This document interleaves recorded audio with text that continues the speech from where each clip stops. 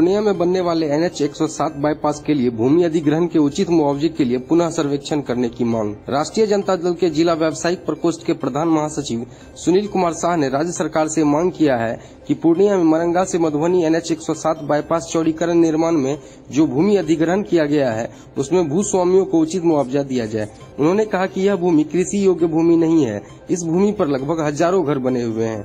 यह भूमि भारत सरकार के गजट में आवासीय है, जबकि भूस्वामियों को कृषि भूमि दर्शाकर मात्र 4722 रूपए प्रति डिसमिल दिया जा रहा है, जबकि पूर्णिया नगर निगम के अंतर्गत यह भूमि आवासीय है। राज्य सरकार के निबंधन के अनुसार भूमि आवासीय निर्धारित किया गया है, इसीलिए भूमि को निगम के MBR के अनुसार जमीन का मुआवजा मिलना चाहिए। सरकार से उन्होंने यह भी कहा, यदि भूस्वामियों को न्यायोचित मुआवजा नहीं मिला तो राजद व्यवसाय प्रकोष्ठ भूस्वामियों के साथ संवैधानिक रूप से आंदोलन करेगी। उन्होंने राज्य सरकार से यह भी मांग की है कि इस भूमि का पुनः सर्वेक्षण कर भूस्वामियों को निगम के MBR के अनुसार मुआवजा देने का काम किया जाए।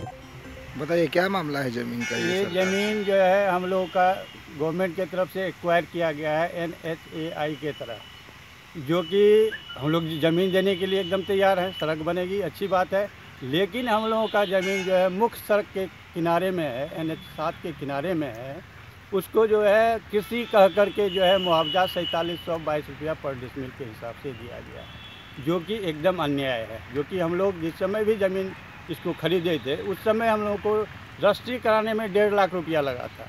कितना ज़मीन है आपका? ज़मीन मेरा इस जगह 2.5 कट्ठा है और इसके ठीक सटे हुए बगल में 2 कट्ठा है। 4.5 कट्ठा जो मेरा ज़मीन कट रहा है, उसमें से 1,01,000 रुपया मात्र हमको मुआवजा की राशि दी गई है। आपकी क्या जो कि हम उसको जो है लिए नहीं हैं, और इसके एवज में हमने DM के यहाँ दरख्वास्त दिया, भूवर्धन के पास दरख्वास्त दिए हैं, सारा पदाधिकारी के पास दरख्वास्त दिए हुए हैं कि ज़मीन लीजिए लेकिन हम लोगों को उचित मुआवजा दे दीजिए।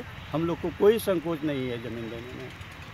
क्या नाम हुआ आपका? मेरा नाम जालंधर महतो है। ये ज़मीन मेरे पत्नी के नाम से है, ललिता देवी के नाम से जो है।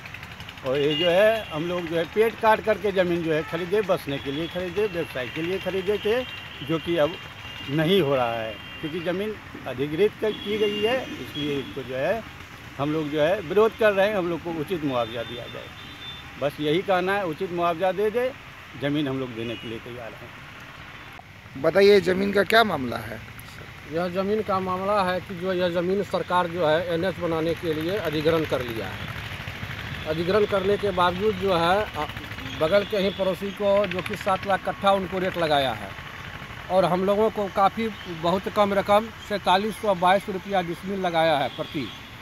मेरा 4 कट्ठा ज़मीन है जिसका कीमत 99,316 रुपया मात्र दे रहा है। मेरा केवाला में आवासीय प्रथम श्रेणी का है। इसके बाद सरकार के गजट 2016 में आवासीय कह के सरकार ले रहा है, लेकिन हम लोग को पेमेंट जो कर रहा है कृषि कह कर पेमेंट कर रहा है, जो कि न्याय उचित नहीं है। हम लोगों को उचित मांग दिया जाए, उचित मांग देने की सरकार से गुजारिश कर रहे हैं, और हम लोग ज़मीन देने को तैयार है। लेकिन उचित कितना ज़मीन है आपका? 4 कट्ठा ज़मीन है। हमको उचित मुआवजा दिया जाए। यह उचित मुआवजा नहीं है, जो कि सरासर अन्याय है। ये कौन सा जगह में आपका ज़मीन है?